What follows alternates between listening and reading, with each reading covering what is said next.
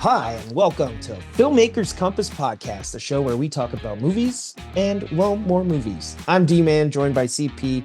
And CP, you could probably tell from my background, and for all of our listeners that aren't watching, I am in a hotel room again. Oh, dude, I thought this was your new place.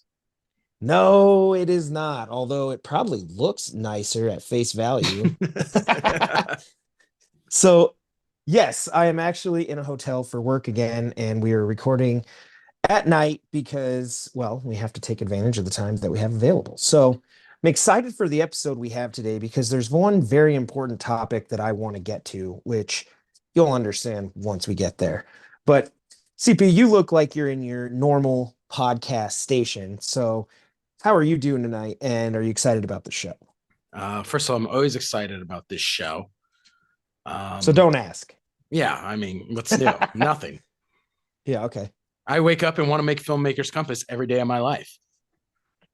Well, I mean, it makes sense as you and I often talk about movies without podcasting. So uh I feel like that is 100% true. So, and I'm glad to hear it because obviously we're going to talk movies on the episode today. But before we jump into those topics, of course, we got to get to our shout outs. So, first of all, first up on our shout outs this week goes to at Boone, who actually jumped in and said, CP and D Man, it's hilarious to hear you guys talk about Paddington because they're better than they have any business being, which I think we kind of addressed. And Boone, I haven't seen the movies, but as we mentioned before, I have to agree with you on this comment. I have heard that Paddington 2 stacks up against some of the better movies of all time, at least the screenplay, from what I've understood. So Dude, I'm not saying like, hey, let's put Paddington 2 and Godfather 2 or The Empire Strikes Back against each other, but I am saying though that like you probably could. well, after Boone posted his comment, I actually went and watched Paddington 2 again, and it's freaking amazing. So just go watch the Paddington movies if you haven't. That's really what this podcast is about. Yeah, so thank you, Boone. We appreciate that. He also did comment, also, D-Man, you need to go back and watch Avatar, The Way of Water in 3D, which I do believe you guys are both correct. I do think me seeing it in 2D was just simply to take advantage of the free movie passes I had, but that movie is probably an experience worthy of 3D. It's worthy of that ticket price, and I shouldn't miss it because once it's out of theaters, I am screwed. Yep, go see it, man. So next up on our shout outs, I want to give a big shout out, a big congrats to my previous roommates. You mentioned my new place, but my previous roommates and good friends, Andres and Nancy, who got married last week. I got to attend the wedding. It was a beautiful ceremony, and I'm so happy for you guys. So congratulations. Congrats, Andres. Next up, I also wanted to give a shout out to a casual listener. He doesn't tune in every week, so I don't know if he'll actually hear this, but I will shoot him a message and tell him that I sent him the shout out. But that goes out to Brandon, who I just want to say, I hope you're having a good recovery, man. So I know he's been going through some troubling medical things, and hopefully you're on the mend and on your way back to 100%. Brandon, I just want to say I hope you are having an even better recovery than Dustin wished you. I love comments like that because I mean, you really one upped me. That I feel like such a piece of shit. Well, that you But should. I mean, I wished him a better recovery than you. yeah, so good luck, Brandon. I hope you're doing well. CP, I don't know if you have any shout outs on this episode. I did want to throw it over to you, see if there was anybody you want to throw out to, but I want to not shout out somebody. Can I do that on this show? of course. So, just a little, if you follow our stories at all, you saw that like 2 weeks ago, I actually donated blood. Oh Um, yeah. Same day I donated blood, I ended up going home that night and catching the flu. Now, Oh. it was just a bad combination, but when you donate blood, they give you a fact sheet where you're supposed to call up and say, if you have any flu-like symptoms, potentially any side effects from blood loss, you call up and then they tell you what to do. So I waited 2 days and I was like, I should probably call that emergency number at the American Red Cross. So I called the Red Cross, and their brilliant medical advice was they suggested that I wait 10 days before I donate blood again, which based on their own policies, I had to wait another 60 days to donate blood. So I don't know why the hell they gave me a piece of paper because it sure didn't help me very much. So no shout outs to the Red Cross. Thank you for not aiding in my recovery. There we Well, go. they did aid in you donating blood, so I mean that's got to be worth something. I mean, it counts something, but I was like, thought they were going to be like, oh, like, go chug a Powerade or something, like anything. I'm like, any advice is better than the advice that actually contradicts their own advice. So I was pretty mad, which is probably why I'm bitching about it 2 weeks later. So there you go. Well, for our listeners, then it is worth mentioning if you happen to hear CP coughing, that is probably the result of his, failure to give blood properly. That's really what it is. I wanted to real quick before we jump into our topics, I did want to include a note. So I wanted to let our listeners know that we do have a list of all the requests that you guys send us, often for lists, potential lists for the show. I know we've gotten some from Ivor and Jazzy, And and we have a Lindsay, few. Yeah, we have a few lists that we do have in the works. So there were a couple that I think we're definitely going to try to dive into, maybe line them up with some kind of cool events coming up. So those are in the works. We do appreciate when you guys send those to us, and we'll be sure to mention when they're coming up. So first up, CP, I'm going to throw this over to you because this is what happened. oh, This happens a lot. We send each other links and different things back and forth, not necessarily even for the podcast, but just because we're either super excited or super infuriated about whatever it is that we saw or read. Now, this seems like an article that you sent me that you probably became infuriated. Now, I'm guessing here because oh, you never get mad. I never So do. Never, ever do. I would be shocked if you were infuriated, but I also would be shocked if you agreed with this. So let's hear it. What do we got here? What are we talking about? All right. So this article is from comicbookreview.com, the website, and it's written by some moronic Gen Alpha person who probably doesn't even know what movies are because they spent their whole life watching stuff on TikTok. And it's called 10 Sci-Fi Movies That Aged Poorly. Okay. Obviously, we'll tweet it out so you can join in my outrage. But really, I just wanted to talk through this with D-Man and our listening audience and see if you have the same sentiments as this author does. Okay. Now, and we'll be fully transparent. Like, if you've listened to any episodes of this show, you probably have some idea that D-Man and I really love sci-fi movies. Some of our favorite movies are from the genre, especially from really the heyday of the 80s and 90s of science fiction, where we got some of the greatest sci-fi movies of all time. So this was a bullet to the heart for me. All right. Kick it off. I So, mean, so it's 10 movies that age poorly. So what was number 10? so number 10, the original Total Recall from 1990. Should we do in honor of Total Recall, should we do a total rewind and take a look at this movie? Because Yes, absolutely. Yes, we totally should. my Um, memory is kind of lapsing here, but the feeling I get in my gut is that I actually really enjoyed this movie, but part of me reading what they wrote, they reference bad audio, hard to look at effects and plot holes. I can't help but think maybe they're onto something with this number 10. If I rewatch this, I'm wondering if I'm going to remember it as fond or if I'm going to enjoy it as fondly as I remember it. I the original Total Recall is something kind of in the vein of the original Judge Dredd. Yes. There's things it does well. It's based off a Philip K. Dick novel, but there is the part at the end of the movie where Arnold goes to Mars and gets shot out into space, and like his eyes bulge out and his head swells up, and it does look really bad. I will actually give the author, I think that this is a fair assessment. And I can only say that because when they remade the Total Rewind movie with Colin Total Farrell, Recall. Total oh, you're right. Recall. Total Recall movie with Colin Farrell and Jessica Biel and Bryan Cranston. It was actually a a good attempt at a remake, I think. All right, so should we do a total rewind and a movie remake time for Total Recall? I mean, I'm not going to object to it. I guess we'll see what the audience says. If they're like, we don't need that much Arnold in our life, then maybe we won't. Well, okay. Here's the thing. I think we both agree that number 10, maybe the author kicked off this list with a movie that we're like, hey, it hasn't aged like fine wine. But let's go to number 9 Now, because this movie is amazing. And all right, I'm just going to throw it to you. all right.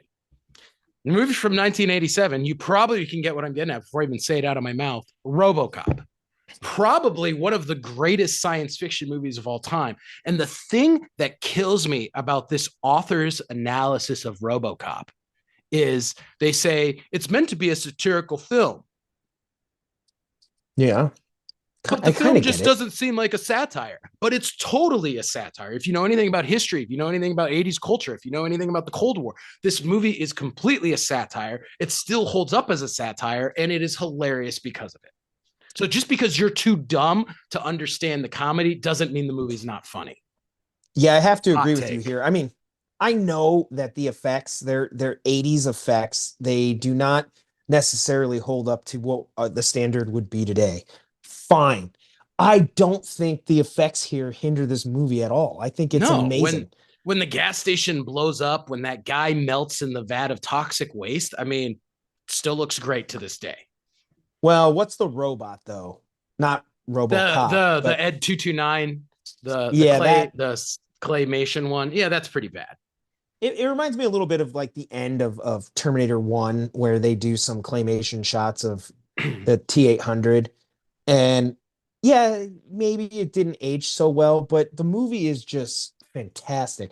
You know, having watched RoboCop recently, I totally forgot how much they freaking curse and how much gore and just it's like Oh. awesome. It's awesome. Still, that scene where Murphy gets executed is like probably one of the goriest scenes in cinema history. Yeah, doesn't his hand like literally get blown off? It's like Yeah. wild. Yeah. I don't know. It was pretty cool. I don't know. I don't think that movie aged poorly. I just think it has aged effects. If anything, I think RoboCop is better than ever. Yeah, right. So number 8, this is kind of an interesting choice. This is Planet of the Apes from 1968, the original movie that started it all. So, have you seen this Planet of the Apes movies recently at all? Not recently, but when I was a kid, for whatever reason, they always used to have a marathon of Planet of the Apes on New Year's Eve. Yeah. Now, I don't know why that is, but so I would always watch it as a kid. And the movies fascinated me as a kid, but I can definitely see where like there's a certain sense of first of all, the pacing is really slow in these movies, and I don't even think that's deniable. It has an iconic ending, and which probably saves the film. But generally speaking, like a lot of the effects. So the perfect example I would use is the author here is making the case that like the apes don't look like apes, but I am of the belief that in science fiction that does not need to be true. And Exhibit A, Chewbacca. Sure, Mm-hmm. he's a Wookiee. But I mean, ultimately, he's just like a dude in a big furry suit, right? Mm-hmm. Yeah. Like, and he's one of the most like beloved Star Wars characters, if not, an iconic character in general. I don't think the costumes doom the movie here. I honestly think it has more to do with pacing. I just think the movie's slow. Well, my thought is this: first of all, at the time it was made, obviously the film was good enough to win an Academy Award for the ape costume work. So they did something right at the time. I think you're right. And how are we supposed to judge a movie from the 60s on the visual effects at the time, which were truly groundbreaking? I think part of the problem is, and the author does mention this, that the story gets a little lost.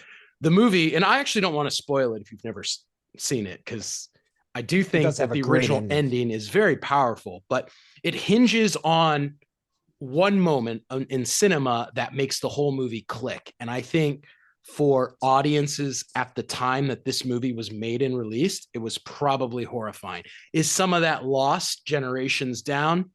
Yeah.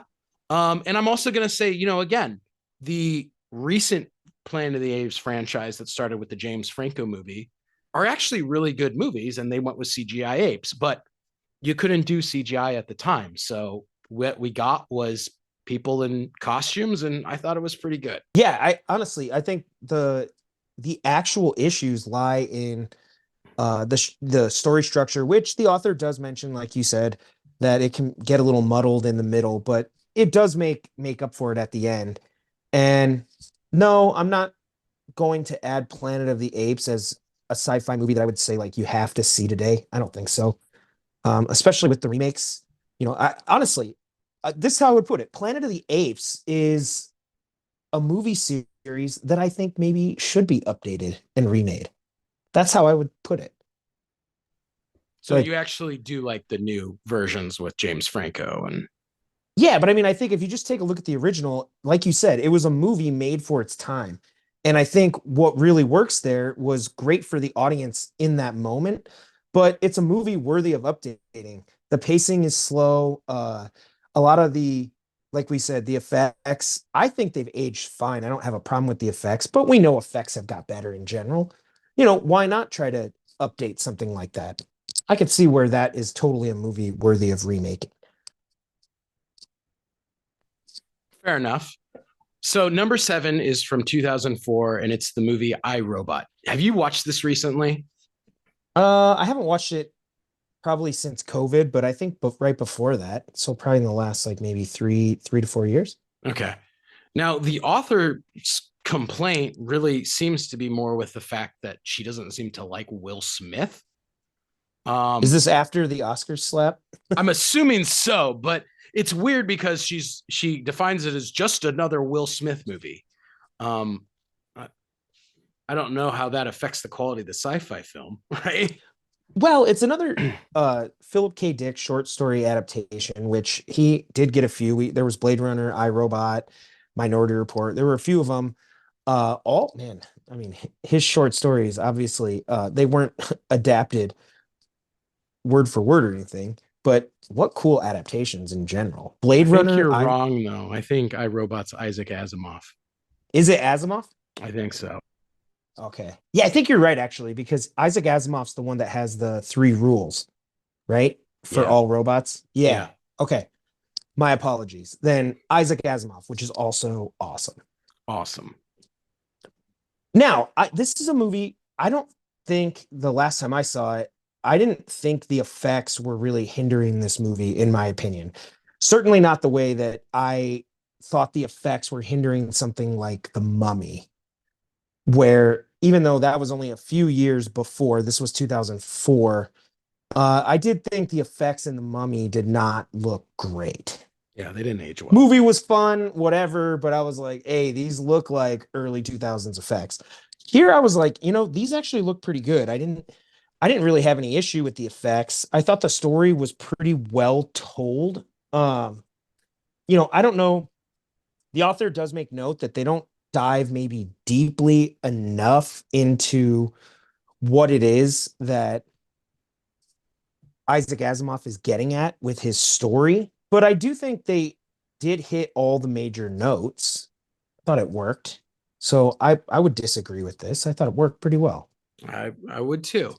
So number 6 on the list is considered really one of the not just greatest sci-fi movies of all time, but most successful movies of all time, and that is Steven Spielberg's 1982 E.T. Uh, I uh, uh, uh, 100% disagree with this. This is absolutely asinine. The author's title for this was E.T. was visually hard to watch. What a joke. That is ridiculous. E.T. has aged phenomenally. He still looks as great as an extraterrestrial as ever. I have no clue exactly what the author is going for here. my very favorite is the very last line where the author says the film is so or I'm sorry, the film is no longer praised as it has aged so poorly over the years. What the hell? Who does not like, I mean, who that was honestly a fan of ET? I mean, I know ET has its detractors, maybe you included. But you can't deny you cannot deny the fact that the film is incredibly well made.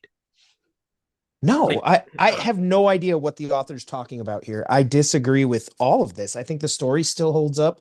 I think the effects are still great and iconic. I think ET looks phenomenal. I mean, I really don't know where the like what they're looking at. I don't see that at all. nah, it's so stupid.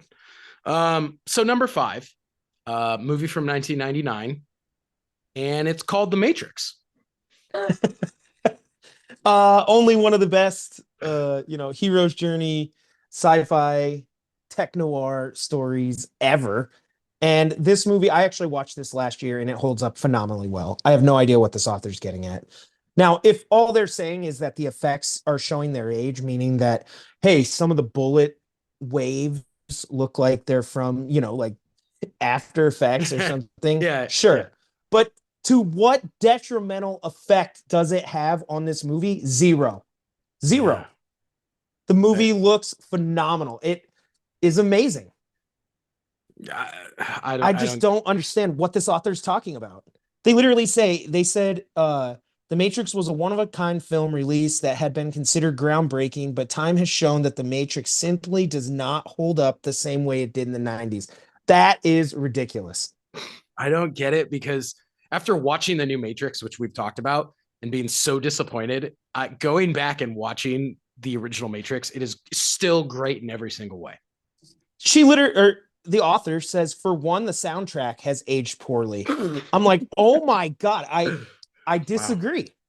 I mean, Wow. sure, The Matrix sets itself in 1999. You need a Like, 1999 soundtrack. Like, yeah, turn of the century. I mean, it's literally it places itself there. It's not even trying to be timeless or ageless. It is a movie of its time. yeah. And I just they say the costumes in the film show the age. I just disagree on every level. I This movie's phenomenal. It holds up insanely well. Say what you will about the sequels. I really don't think any of the three sequels hold a candle to the original. But I'm not of the mind. Like, have you ever heard like Quentin Tarantino's criticism of the Matrix sequels? He is of the mind that they ruined his perception of the original and he can't think of it the same. Because he But saw, I mean, I just disagree. I that's I like don't saying find that to be true. that's like saying that because the sequel trilogy of Star Wars was so bad, you can't enjoy the original trilogy anymore. I Yeah, like exactly. I don't think that type of criticism holds up for me generally. Uh I can still enjoy an original work for what it was, and The Matrix was amazing. I don't Have we ever done a total rewind on No, we haven't, huh? Yeah, we should. And that movie's awesome. So, all right, next up, CP, throw it at us. 1982, the movie. You may have heard of this, you may not. It wasn't like it's more obscure. It's called Blade Runner. Oh Dude, my God. This might be the most ridiculous criticism on the list. I got to read you a couple of lines here. The author says, not only that, but the pacing of the film was slow, which only made the movie age poorly even more, which I disagree with. I think that was people were critical of the pacing of in its time. I think people said it was slow, but I think they have come to appreciate that. This is her next, or the author's next sentence. The movie was rather popular for its release and was a bit ahead of its time with effects. First of all, I think Blade Runner has excellent effects, but they are effects of its time, 1982. mm-hmm. Now, the author says the pacing was slow, which only made the movie age poorly. I disagree. I think people have really come to appreciate that pacing. I think they realize now that this is a sci-fi tech noir that is essentially a film noir. Mm-hmm. It is set in that setting. But they say the movie was rather popular for its release, which I also disagree with. I think Mm-hmm.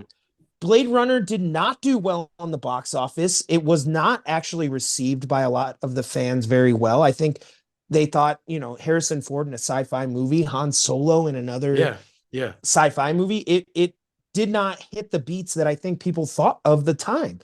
And it has aged remarkably well, especially with the different director's cuts and different cuts. I think this movie has only aged better and even warranted a sequel that many years later. I just disagree with this. I don't understand this at all. No, I mean, yeah, it's really mind blowing because I think pretty much everyone now has come to the realization that Blade Runner is a remarkable film. You Can we know, can we round this out with the final sentences the author writes? do it. Some fans may still enjoy the music, but a second look at Blade Runner's soundtrack shows that it comes off more as background noise and less of a soundtrack. Wow. Ridiculous. I think people literally, I mean, even the new Blade Runner, people like listen to that soundtrack. I, I mean, obviously, no, it's not Star Wars. It doesn't have, you know, iconic orchestral themes, but it is absolutely not going for that at Well, all. I think the music fits the movie perfectly. I don't get that. well, and the fashion and technology in this film only further show the poor aging of the film. When the Ridiculous. the visual style of Blade Runner has been something that has been replicated in so It's many other forms of inspirational. media. Yeah, it's shown up in various anime over the years. Obviously, if you go up a freaking number on this list, I would say Blade Runner influenced The Matrix. I mean, I don't understand this at all. Well, that's my thing. I'm like, have you ever like watched movies? Because I can't even. You're getting me heated now. we should get like Dennis Villeneuve on the show to just defend Blade Runner because I don't it's agree so with asinine. those. Yeah, that's crazy. Okay, Oh, so here's another one. This you go ahead. This is crazy too. so Transformers, the number 3 is Transformers Revenge of the Fallen from 2009. And the reason why it does not hold up is because it had a confusing storyline.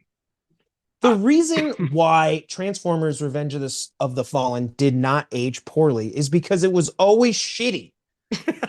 That's why. That was never a good movie. How did that even make the list? That's ridiculous. I think that was a movie at the time that people walked out of and they're like, yeah, this was not even in the same league as like the first Transformer, you know? I mean, that's the problem. They're trying to defend like this movie was ever great.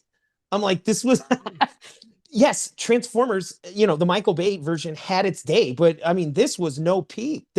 No, It no. This is literally the low was point of the ridiculous. franchise. Yeah, like this is ridiculous. This was never a good movie, and it didn't age poorly. It's exactly as terrible as it was in 2009. So 2 is an interesting one. And that is from 1982, Tron. Mm. So what are your thoughts on this? Let's start there. First of all, I think Tron is absolutely a movie that deserves to be remade. Mm-hmm. So I think due to the effects of the time, they tried their best to tell the story as it was at that time. But this is a movie like Planet of the Apes that is ripe, that is worthy for a remake. Right? I see that. So yes, did this movie age poorly? I think this is a fair assessment. Obviously, the story had some elements that held up over time, but obviously, yeah, when you look at the effects, it does look very arcade like. It does look, 1980s. And I just think it's a movie that's worthy of a remake. That's my opinion. Well, I'm not a huge like Tron fan. I was never really super into the franchise, but my biggest criticisms of this is the author writes the reason why Tron does not hold up was it was too arcade like. Yet, isn't that essentially the story of the original Tron is going into the arcade game? So I'm like, do you know what the movie's about? I don't think that's a valid criticism. That would be like, I have to agree. That literally is like what happens is they essentially go into a video game, like, or a video game world. And yeah, I mean, obviously the effects. If you saw, I mean, obviously instead of a remake, we got a sequel, Mm-hmm. Tron Legacy. Yeah. And if you saw that, that And it was actually visually was, incredible. yeah, visually stunning. I thought it had a great score. I thought Mhm. they tried to bring back certain elements of the original with the story, but the story somewhat, I don't think it was quite strong enough. They really needed to dive a little bit deeper into the relationship between father and son, but we're not doing a breakdown of Tron Legacy. But they had the elements there to make that a truly great movie. But visually, I think that's why I would say this movie could definitely be remade. But I have to agree with you. Yeah, I mean, sure, were the effects arcade like? Yes, but they like went into a video game. So Yeah, I don't get it. All right, and so we're at number one, and I will introduce the title, and then I want you to take over, because I think you might actually agree with the author in a couple ways here. So this is Ghostbusters from 1984. D man, how does this movie not? absolutely, absolutely asinine. I can't think of anything I would change about this movie. I have no idea what the author is going for here. They said it was full of inappropriate remarks. So jokes, comedy. I have no idea. I don't know. I mean, the only joke in Ghostbusters that I would say is definitely a little out of place is when like Dan Aykroyd has that dream about like Mm, sexual relations with a ghost. yeah. But even that's funny. I mean, now it's kind of like a joke within like Ghostbusters lore.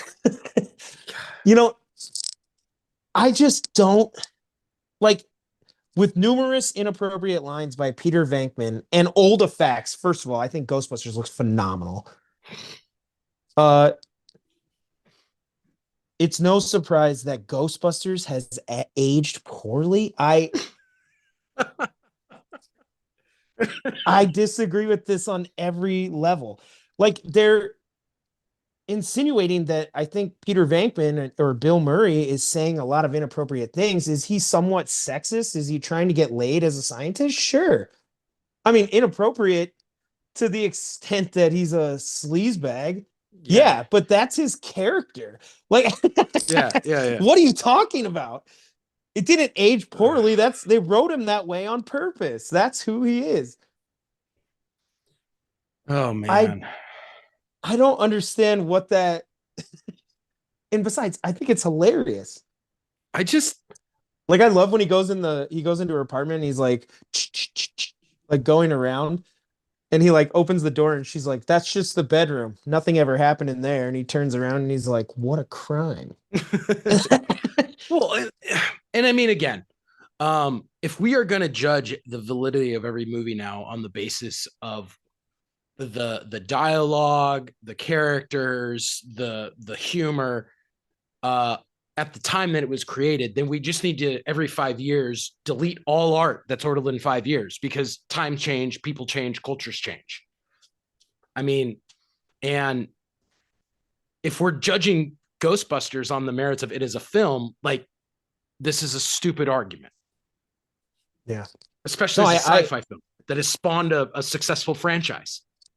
and effects, I mean, at best, I mean, maybe Ghostbusters has a few effect shots, kind of like Terminator 1, where it's like maybe one effect shot like stands out. But I think there's a couple, again, it's kind of that stop motion with like the dogs Mm-hmm.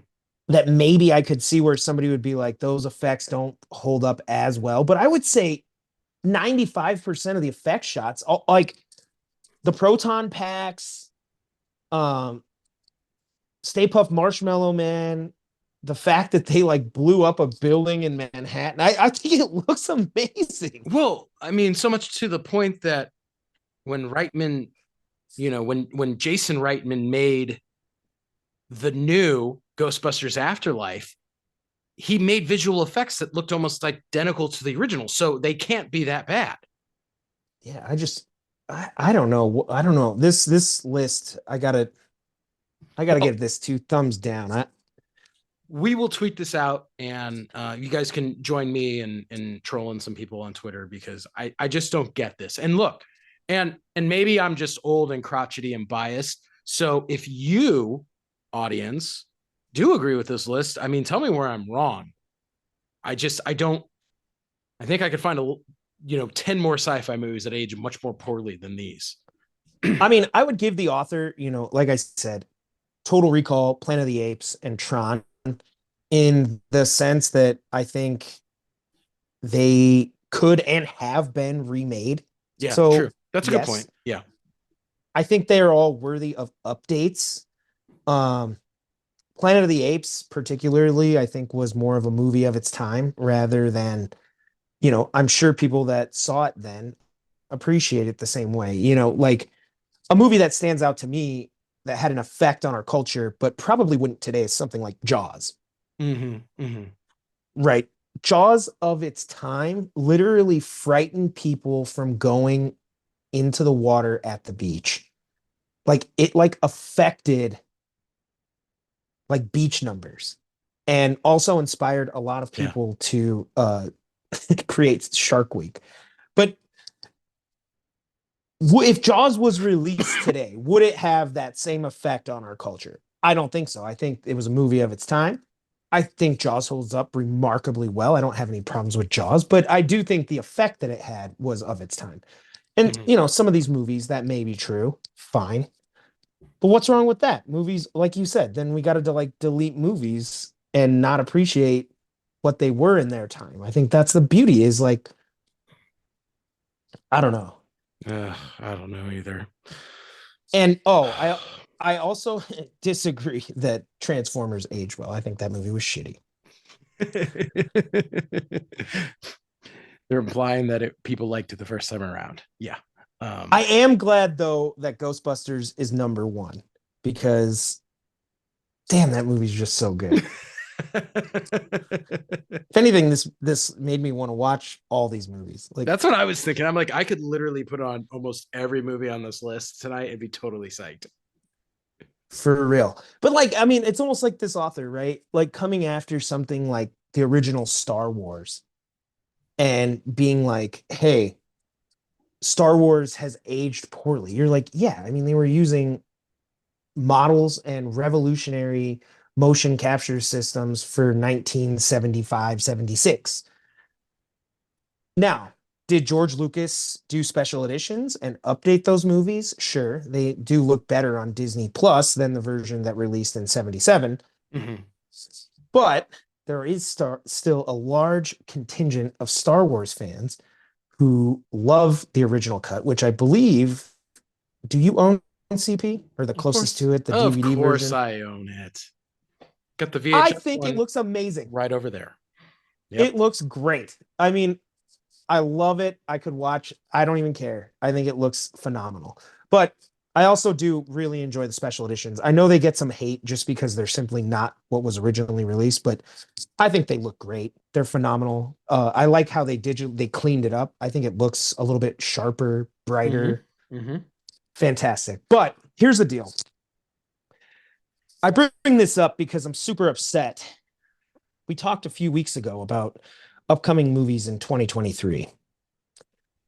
All right. CP, there are no theatrical releases of any Star Wars movies, new or old, planned for 2023. That means no Star Wars movies in the theaters for another year. I'm just How so sad. sad is it that Disney is not putting out a Star Wars movie, but they are putting out an Avatar movie?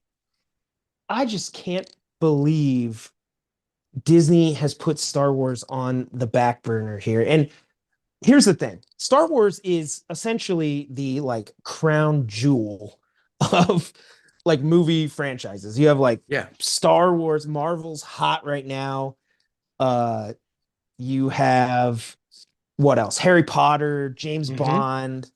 You have these like mega franchises that have spanned kind of decades. Now, you have other franchises, right, that are huge and have had varying success, Star Trek being one of them and things like that. I'm not saying there's not other ones than the ones I named, but you know, Star Wars is like the ultimate. Like fans love Star Wars. I love Star Wars. It's special in a unique way that almost nothing else quite is. And the fact that Disney can't figure out how to put a movie out around this franchise is mind-blowing. No, I Basically, agree. they're if they're not putting a movie out, they're simply admitting that they don't know how to make a Star Wars movie. Am I wrong? No, you're absolutely right. You're absolutely right. So, what is Disney doing with Star Wars then? So right now they're releasing Disney Plus series. So there's The Mandalorian, Andor, Boba Fett, Obi-Wan. There's gonna be like Ahsoka, there's the Bad Batch, different things, but all Disney Plus shows and fairly well received, I would say. We're not going to dive into each of those shows, but I'd say generally, I think fans were open to each of them being made. They enjoyed certain ones for different reasons, some of them not so much as others, but whatever. But okay. So CPU, we have to time machine here. We have to go back a little bit. It's going to make you angry because Mhm. this is when Because Disney bought Star Wars. And actually, it might not make you angry because essentially I'm going to say that you were right. oh, I do love hearing that, D man. I really do enjoy hearing that I was right. So, in order to figure out why there's no Star Wars movie in 2023, I think we got to take a look backwards at what happened when Disney bought Star Wars. So, their plan was to create a new sequel trilogy, part of the overall Skywalker saga, and essentially complete that, which again, I think that is absolutely asinine to begin with. I think that saga is George Lucas's, and I don't think you do anything else with it. I think if you're going to make new content, make new content. Well, and I I mean, How could Disney have the balls to put movies onto George Lucas's saga?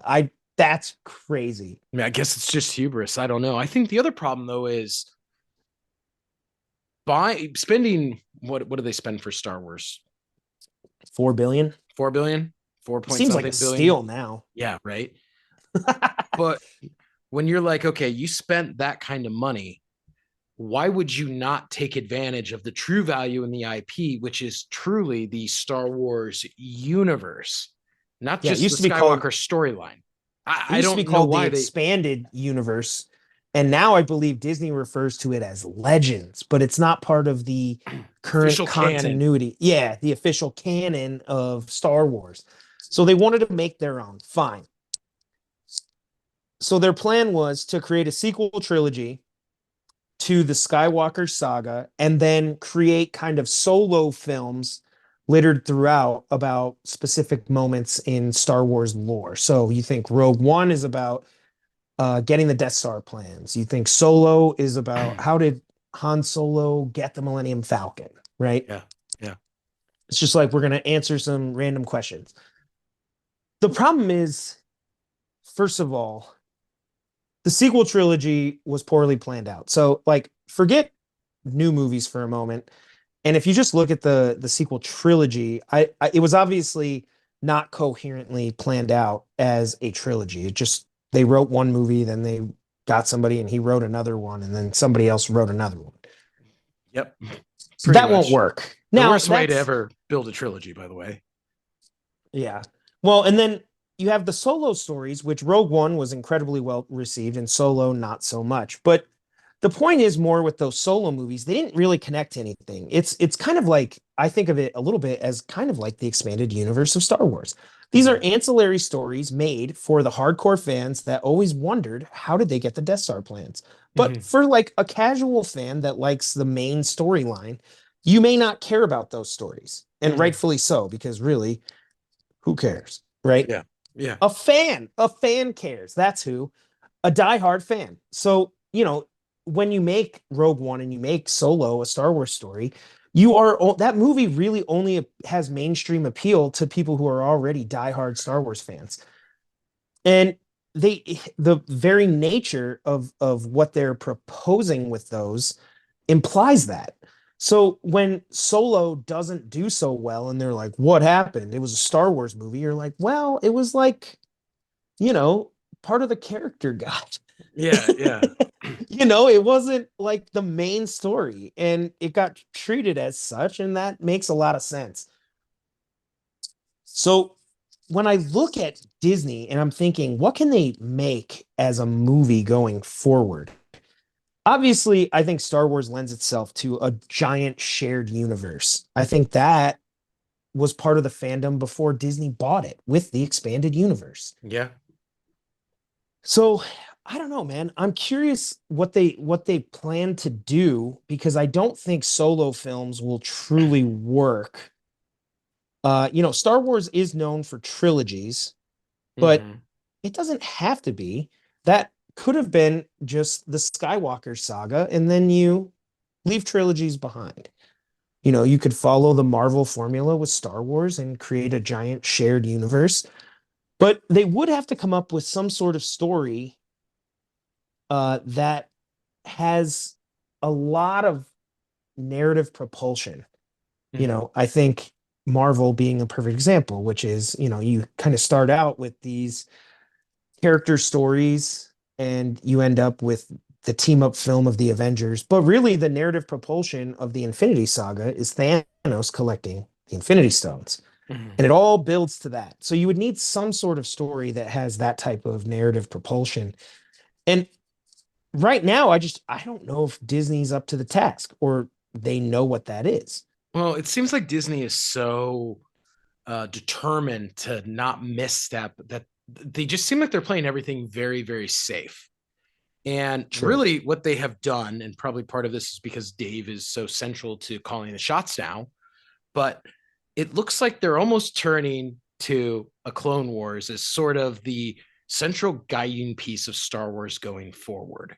And now it's like, what are stories that are an offshoot, either in animated or in television, of this sort of Star Wars universe that someone got right once? And I feel like that has been the leadership at Disney right now looking over. They look back to what Lucasfilm did right when they made the Clone Wars show, and they're like, do that again. Everybody didn't hate that one.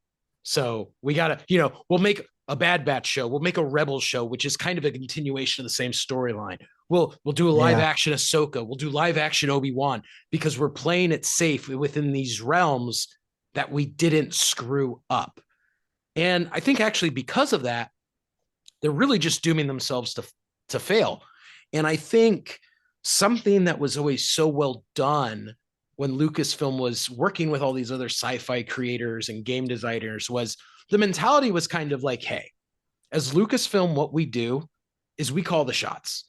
We set we are going to be the god of the Star Wars universe and determine what is in and what is out of this sandbox. Yeah. And Disney, when they bought it, seemed so determined to just say everything's a go that then they that blew up in their face. So then they said, okay, we're going to play it really restrictive. And I think that what works so well with the extended universe of Star Wars was people would say, hey, what's it like being a bounty hunter in the Star Wars universe? What's it like being the captain of a capital ship? And suddenly we got all these, you know, obscure storylines experiencing life in the Star Wars universe. And I think that's what fans loved. And I think at the end of the day, we like Star Wars because it's a cool place to live. And we would all want to be there with lightsabers and force powers and starships and aliens. And it's not about any one character, it's about those factors. And I think if Disney just focused on what are the things that people love about the Star Wars universe, which is the Star Wars universe, there's nothing like it. I think that, Yeah. they could get it right. Well, side note on that, and Disney actually did a pretty good job here. I actually went to Disneyland last weekend and I went to Black Spire Outpost and yeah, they knocked it out of the park. I mean, you get to see the Millennium Falcon, the rides are great. I mean, Rise of the Resistance, if you haven't gone on that ride, which we talked about this probably like 2 or 3 months ago now, ride it. It is amazing. Absolutely stunning ride. But I think Disney at the park seemed to somewhat capture that spirit you're talking about, that kind of lived in spirit, right? You can Mhm. go to a cantina, you get to fly the Millennium Falcon, you go on, a rebel mission, you do these things at the park, and they seem to capture the spirit. You feel that when you're there. And I think you saw the photo. I think you actually posted it to our social media, which is I got to meet Chewbacca, you know. And it's funny because like, you know, I went up to him and I'm like, you know, hey Chewie, you got a little love for a big kid at heart, you know, and so I gave him a big hug, and I felt a little bit like, you know, in those Disney World commercials where they show like a kid running up to like Mickey or their favorite Disney princess. I was like, yeah, that was me with Chewie. Yep. Yep. But I mean, the thing is, like, it was great and I loved it. I was like, oh man, I got to take photos with Chewie. And ultimately, right, like we're at a theme park. Like, that's actually just like some dude in a costume.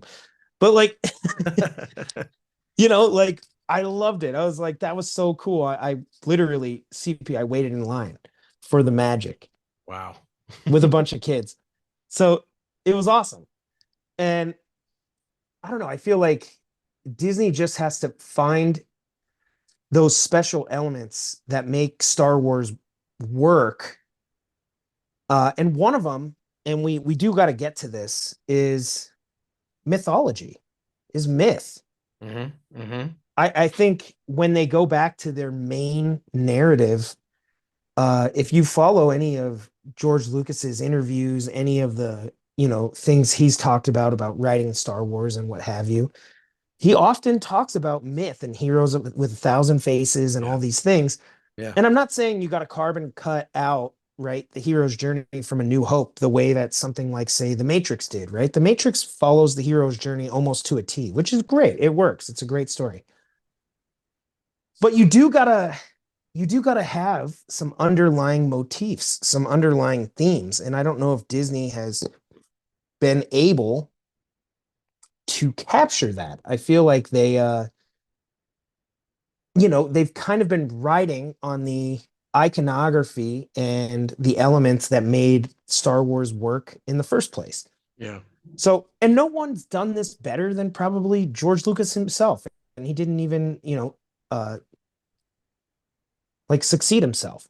Yeah. But when he made the prequel trilogy, yes, there are elements from the original trilogy that show up in the prequel trilogy. But George Lucas is telling a different story. He's using different myths. He's talking about different things. He's not retelling the same freaking story.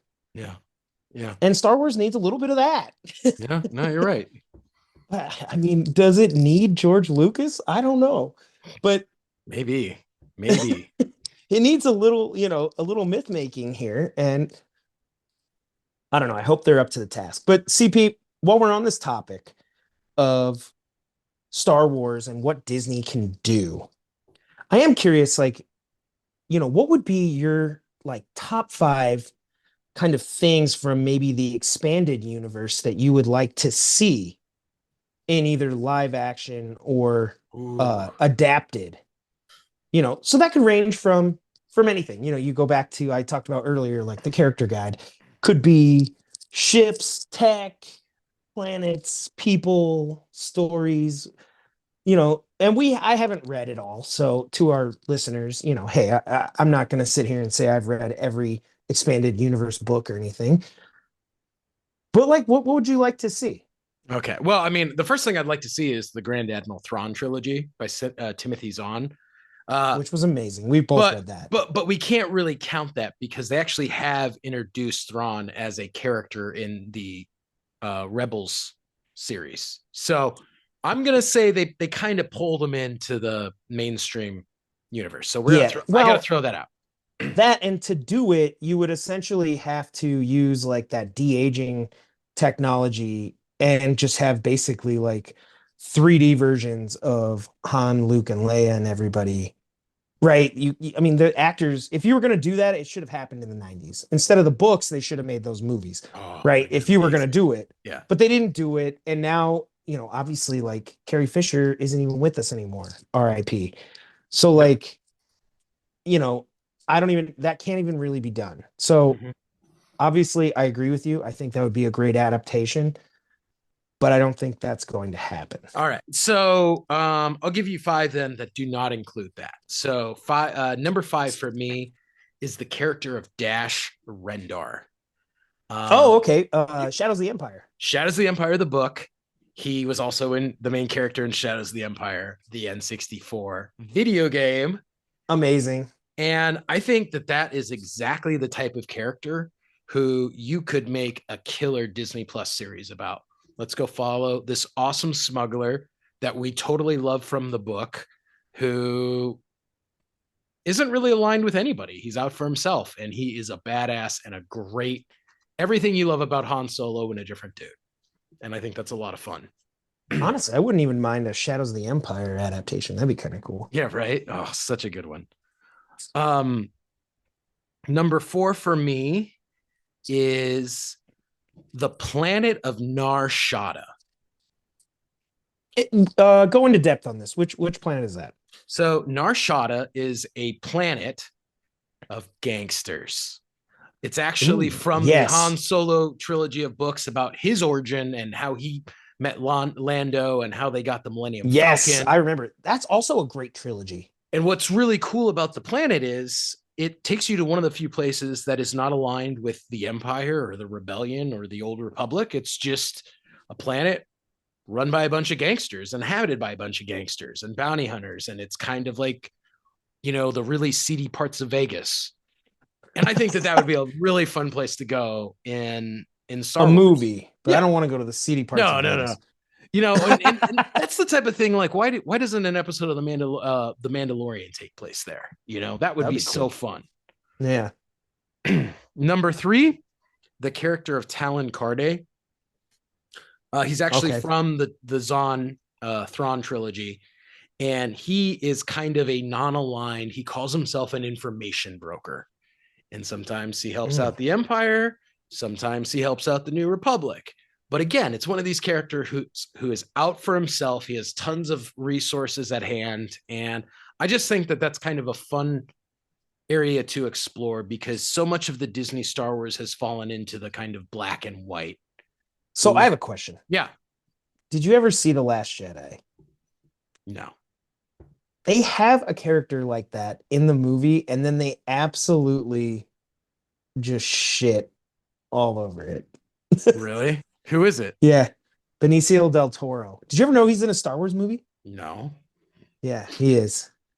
And he actually plays the guy pretty cool. I not knocking his performance at all. I just think that they literally like bring him in for like 2 scenes for like a double cross and then he's out. But I think I get what you're saying. That should be like a character. That should be like a main character. Yeah, we should follow this guy navigating all sides of the Star Wars universe. Yeah, and they don't do that at all. He basically at the end he's like, I just go where the money goes, and you're like, all right, fine. Yeah. So number 2 is the character of Admiral Dala, and she was actually a naval admiral at the time of the collapse of the Empire, and she's from a book, Dark Saber by Kevin J. Anderson. And I love the cover of that book. It is oh yeah, amazing. and so she goes about trying to reassemble the remnants of the Imperial fleet once they've lost the war. And what I really love about her is I think handily one of the major criticisms of Star Wars has always been the lack of um, female characters. There just aren't a Yeah. ton. And not only is she an incredibly strong female character, but she's an awesome villain.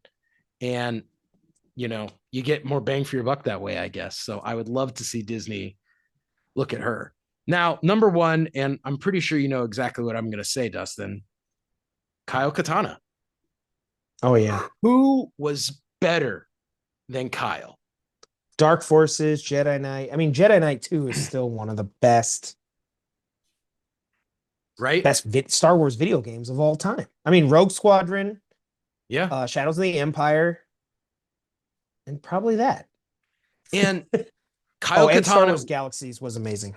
Kyle FYI. Katana was a Imperial stormtrooper who went rogue, helped the Rebel Alliance he was the guy that stole the Death Star plans. Fans loved him so much, he went on to become a force sensitive Jedi. He ended up getting access to Sith powers and becoming a Grey. And he's probably one of the coolest Star Wars characters ever made. I don't know why that wasn't the first thing when Disney bought Star Wars. They said, let's make a Kyle movie. Oh, dude, and his journey to becoming a Jedi in the video game is just awesome. Mm-hmm. It's phenomenal how he gets there. Like, it's great. That's a great list. I mean, you know, I think for me, Like number five would have to be, I would love to see some actual kind of Legends stories adaptations. Okay. So maybe a story about Darth Plagueis or Knights of the Ooh. Old Republic, or as you mentioned, Jedi Knight 2. Mhm. I would like to see some actual adaptations. Right now I don't think Disney is interested in adapting any stories. And a perfect example of how I would do it is Captain America Civil War, Mhm. right? Civil War takes place in the MCU as the MCU kind of demands that it take place, but it is not a page for page lift out of Civil Civil War. War in the comics. It's actually Yeah. very different. Yeah. Yeah.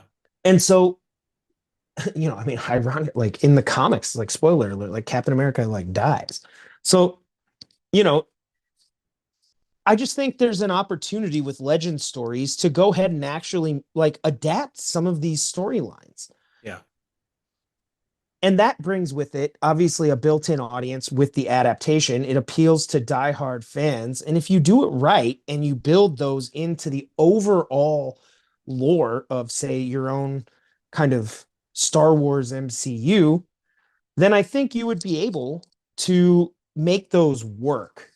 And they just haven't been interested in doing that. So I'd like to see them do something like that. Fair enough. Second, That sounds cool. I would like to see them adapt some of the future technology that you find in the books and adaptations. I'm not going to go too much into depth about any one specific thing, but they have, more advanced lightsabers. They get in, more to do with like kyber crystals, and they have more advanced weaponry. Yeah. I feel like Disney's version so far has been like future tech is just like a bigger Death Star. Like, one cool thing I thought Disney did was Kylo Ren's lightsaber, how it has the two things that shoot out the side. Did it work perfectly? Probably not. But was it a cool looking image? Were they trying to do something?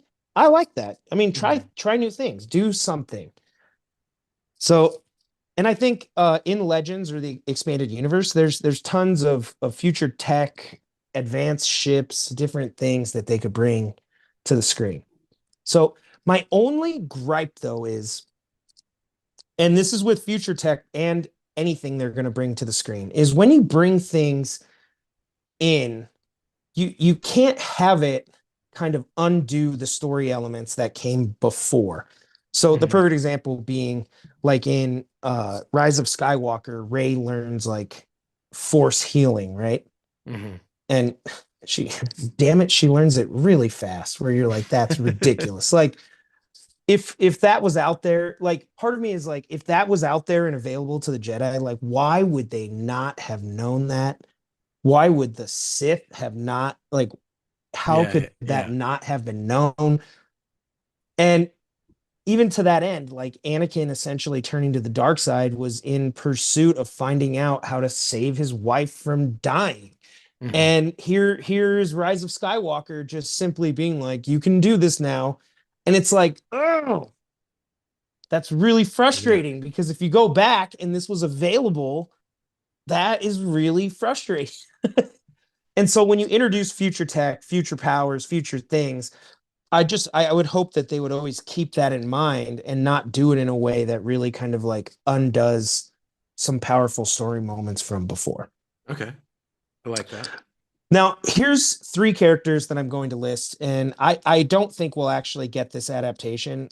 I just I wouldn't mind some new characters having kids in these molds. I think that would be great. Okay. And that's Han and Leia's kids, Jason, Jaina, and Anakin. So you have the twins and then their younger son, Anakin. And Jason's story as he turns, into a Sith is absolutely amazing. Now, granted, Oh, that it's was great. technically Great a storyline.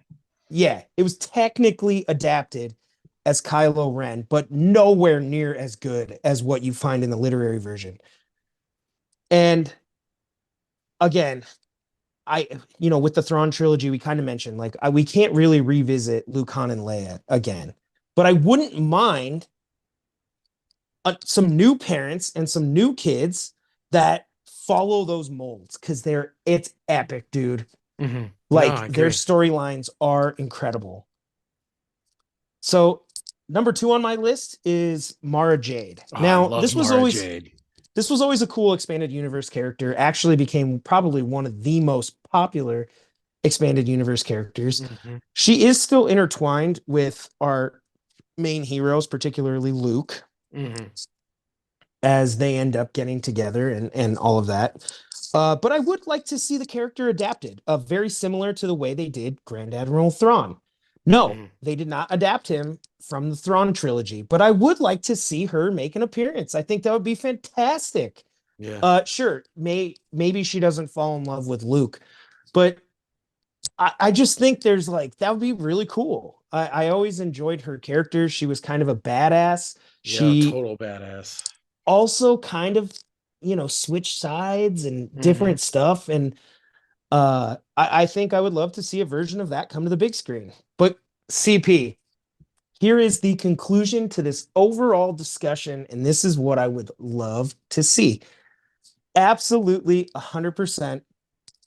I would love to see Disney adapt the Yuzon Vong Dude, storyline, yes.